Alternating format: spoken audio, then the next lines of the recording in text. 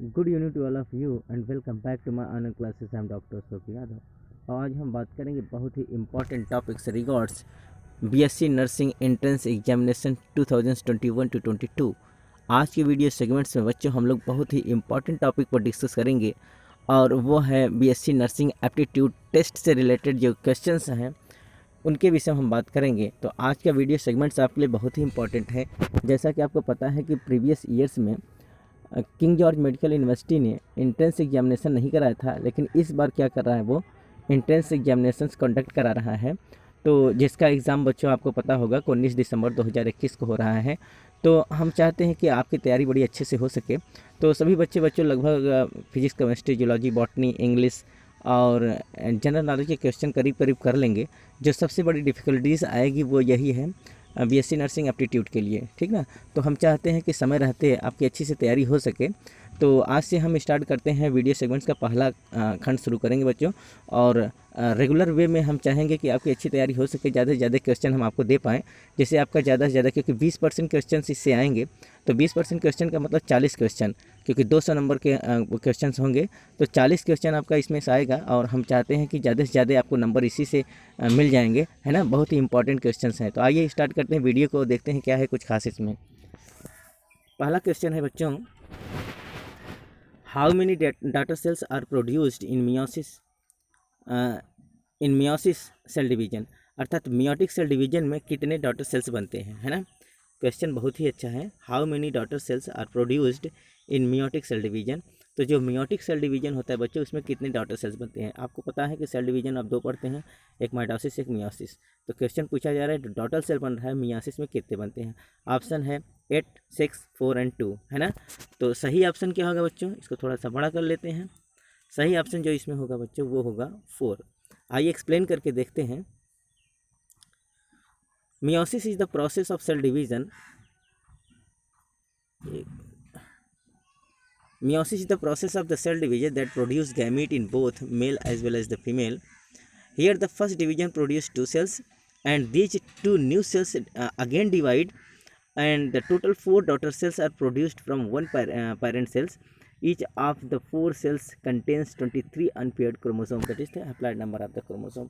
कहने का मतलब बच्चों, मियोसिस जब होता है तो मियोसिस दो रूप से होता है। एक होता है मियोसिस फर्स्ट और दूसरा होता है मियोसिस सेकेंड।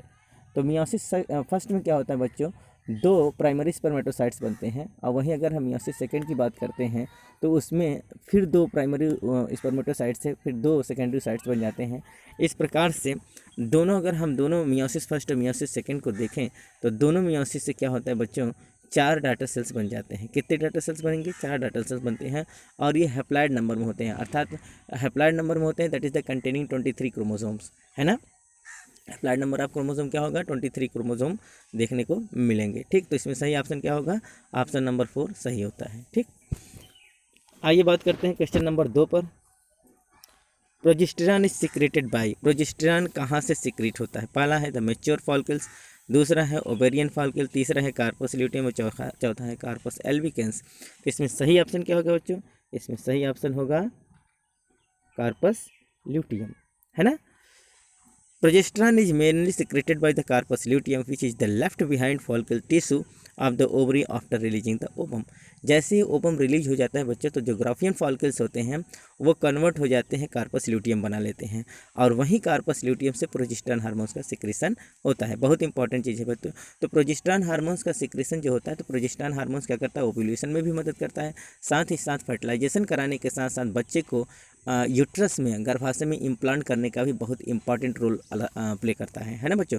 तो प्रोजेस्टेरॉन कहाँ से सिक्रेट होता है, प्रोजेस्टेरॉन कार्पस ल्यूटियम से सिक्रेट होता है। और ये कार्पस ल्यूटियम कब बनता है, after the releasing of the ovum, that is the ovulations के बाद जो कार्पस ग्राफियन फॉलिकल होता है वो किस में बदल जाता है, कार्पस ल्यूटियम में कन्वर्ट हो जाता है। और कार्पस ल्यूटियम से ही क्या निकलता है, प्रोजेस्टेरॉन हार्मोन का सिक्रेशन होता है, ठीक। आइए क्वेश्चन नंबर 3 पर चलते हैं। Which white blood cells form antibodies. कह रहा है कौन सा वाइट ब्लड जो है क्या करता है, एंटीबॉडी बनाता है। पहला ऑप्शन है न्यूट्रोफिल्स, दूसरा है बेसोफिल्स, तीसरा है मोनोसाइट्स और चौथा है लिम्फोसाइट्स। तो सही ऑप्शन क्या होगा बच्चों, लिम्फोसाइट्स। आइए इसके विषय में डिटेल्स में जानते हैं, एक्सप्लेन करते हैं। Lymphocytes are formed from the stem cells in either the thymus glands और द लिम्फोइड टिश्यू।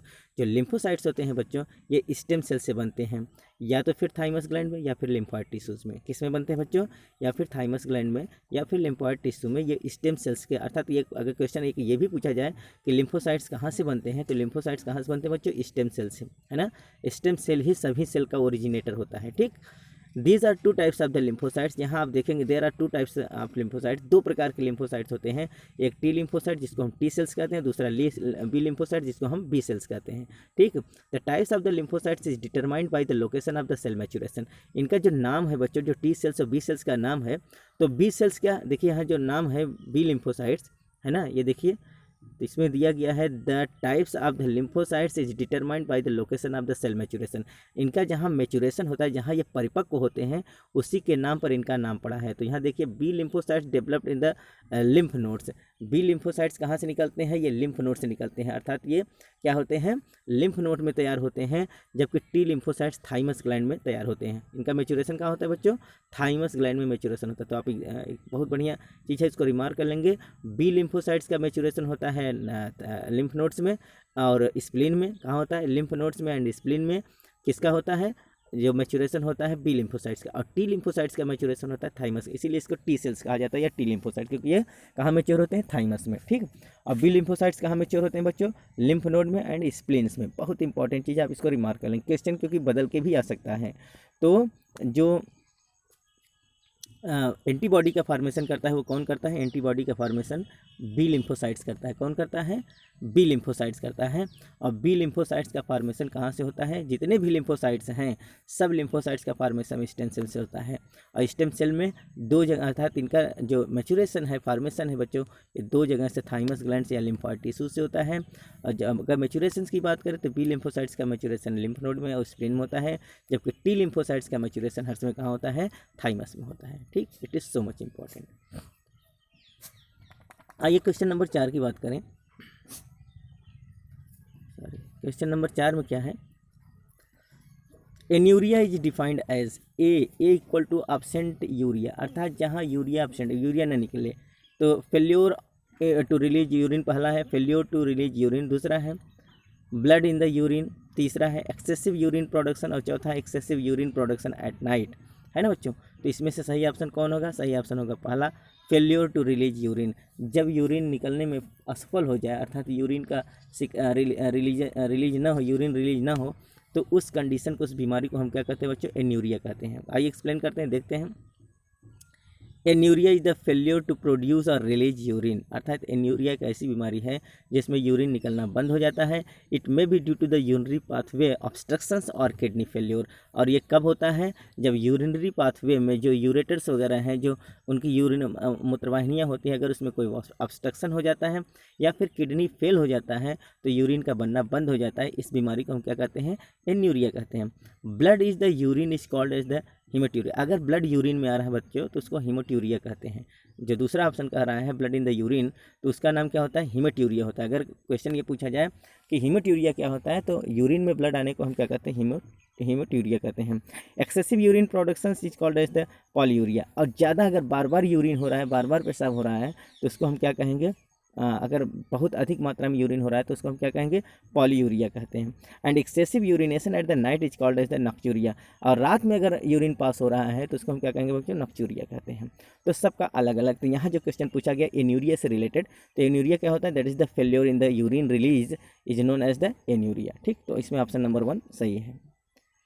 आइए बात करते हैं क्वेश्चन नंबर 5 के विषय में। कह रहा है which substances does not normally pass through the glomerular capsule. कह रहा है ग्लोमेरुलर कैप्सूल से इसमें से कौन पास नहीं करता है ना। तो पहला है एल्बुमिन, दूसरा है ग्लूकोज, तीसरा है सोडियम आयन, चौथा है यूरिया। तो सही ऑप्शन क्या होगा बच्चों? सही ऑप्शन होगा एल्बुमिन। अर्थात हमारे ग्लोमेरुलस फिल्ट्रेशन से या ग्लोमेरुलस कैप्सूल से क्या नहीं पास कर पाता है? एल्बुमिन पास नहीं कर पाता, क्योंकि एल्बुमिन क्या है? एक प्रकार का प्रोटीन है। तो हमारा जो ग्लोमेरुलस है बच्चों, हमारा ग्लोमेरुलस प्रोटीन और फैट इनको नहीं छान पाता है, ठीक, क्योंकि ये हैवी पार्टिकल्स होते हैं, ठीक। तो albumin is the large protein which can not be normally pass into the tubular fluid. तो हमारे जो ट्यूबुलर फ्लूइड है बच्चों, इसमें ये एल्बुमिन नहीं पास हो पाता। क्यों? क्योंकि ये क्या होता है? एक लार्ज प्रोटीन मॉलिक्यूल होता है। क्या होता है? एक लार्ज प्रोटीन मॉलिक्यूल होता है।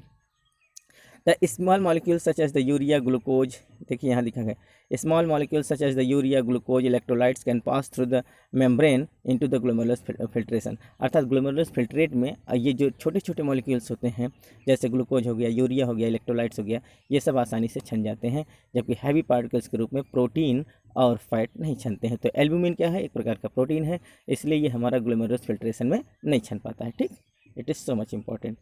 आइए क्वेश्चन नंबर 6 की बात करते हैं।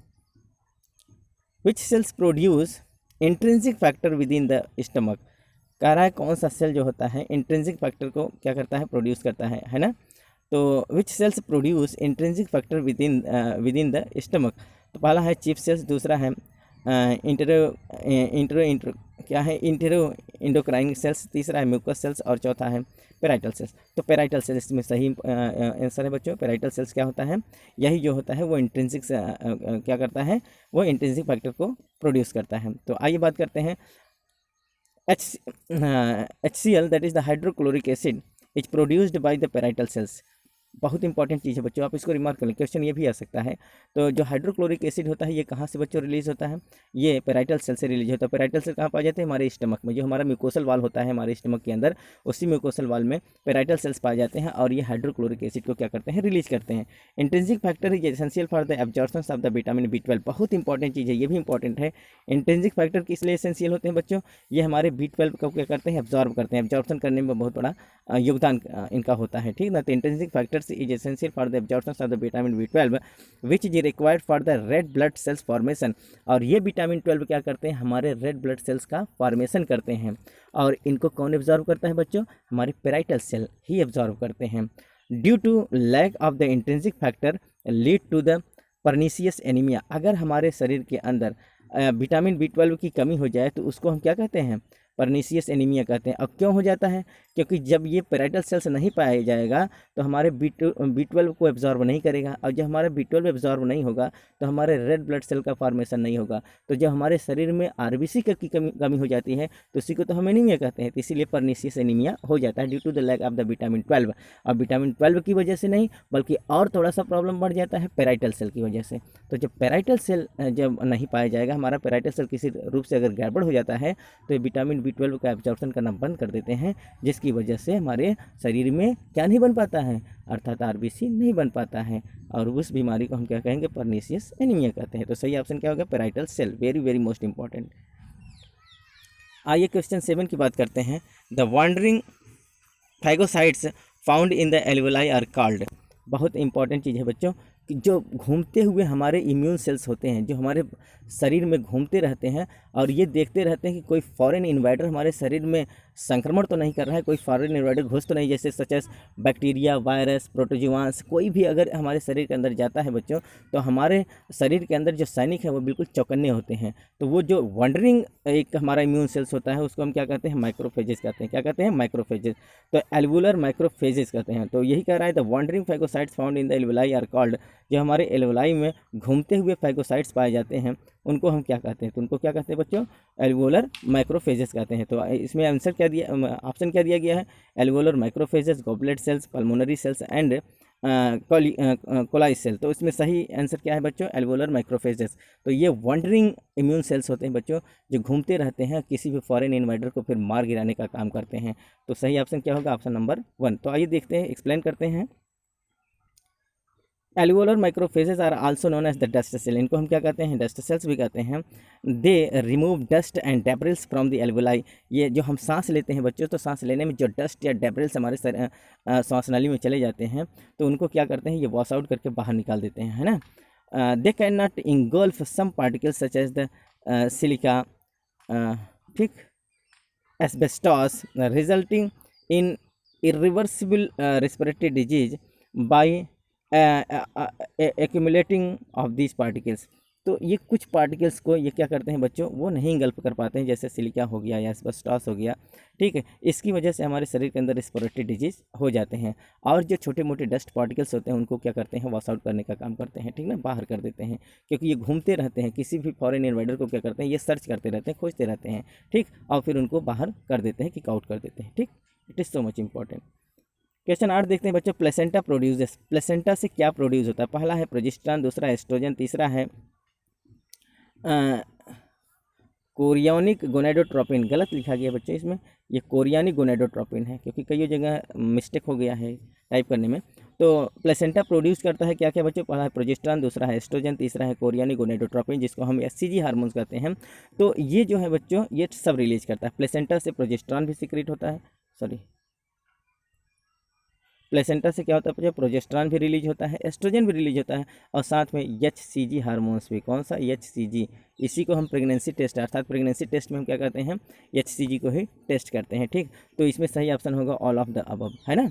तो थोड़ा सा एक्सप्लेन की ओर चलते हैं बच्चों, देखते हैं। All of these hormones are produced by the developing placenta, placenta से ये सभी हार्मोन्स रिलीज होते हैं। Human chorionic gonadotropin that is the HCG stimulate the corpus luteum to produce oestrogen and progesterone. तो ये जो एचसीजी हार्मोन्स होता है बच्चों, ये एक स्टिमुलेटर होता है जो स्टिमुलेट करता है कार्पस ल्यूटियम को, और फिर हमारे कार्पस ल्यूटियम से एस्ट्रोजन और प्रोजेस्टेरॉन क्या होता है, सीक्रेट होता है।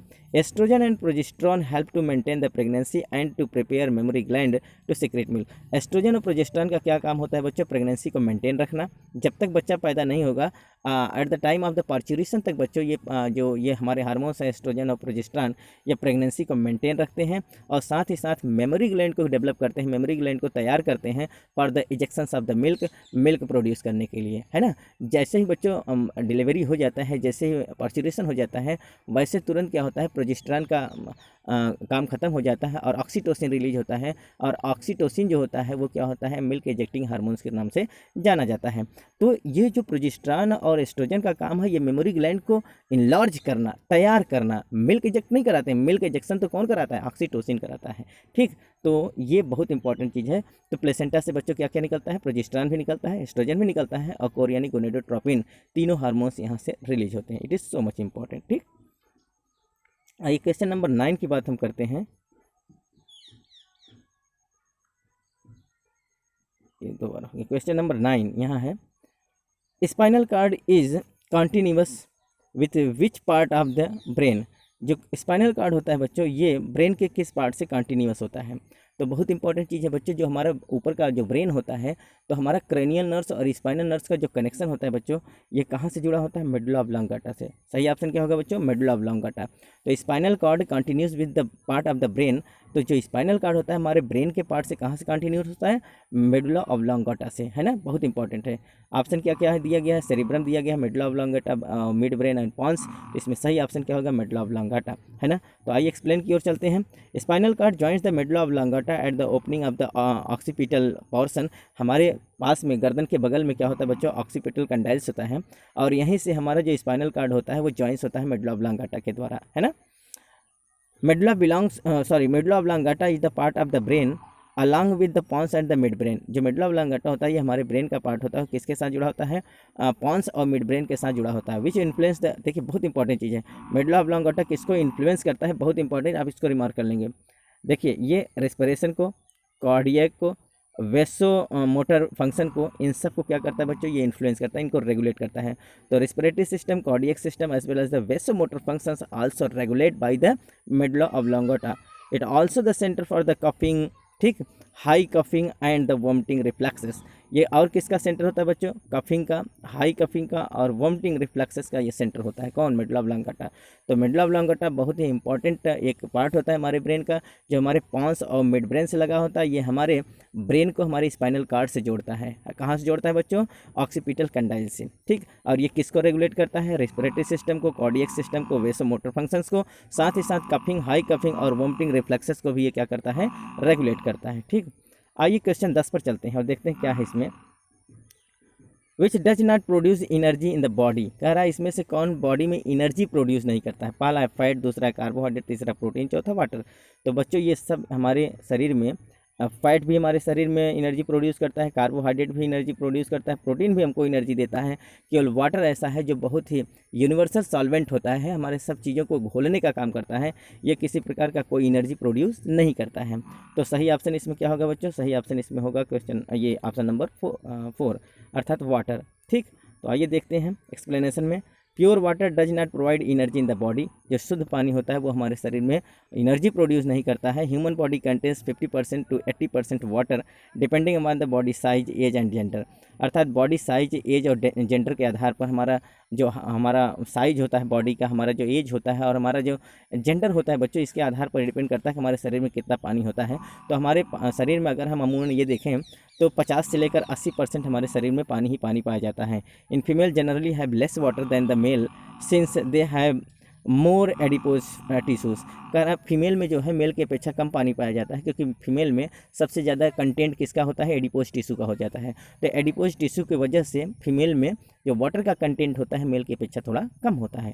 ठीक, फिर भी अगर हम ये देखें तो हमारी बॉडी में बहुत अधिक मात्रा में क्या पाया जाता है, वाटर पाया जाता है, क्योंकि ये यूनिवर्सल सॉल्वेंट होता है, सभी चीज़ को घोलने का काम करता है, लेकिन एनर्जी ये प्रोड्यूस नहीं करता है। तो करीब करीब बच्चों आपको ये बहुत अच्छे से समझ में आ गया होगा। आज का लेक्चर आपके लिए बहुत ही बेनिफिशियल होगा और हम चाहते हैं बच्चों कि आपका रेगुलर वे में इसी प्रकार से आपको हम क्वेश्चन भेजते रहें, जिससे ज़्यादा से ज़्यादा क्वेश्चन आप अटेम्प्ट कर सकें।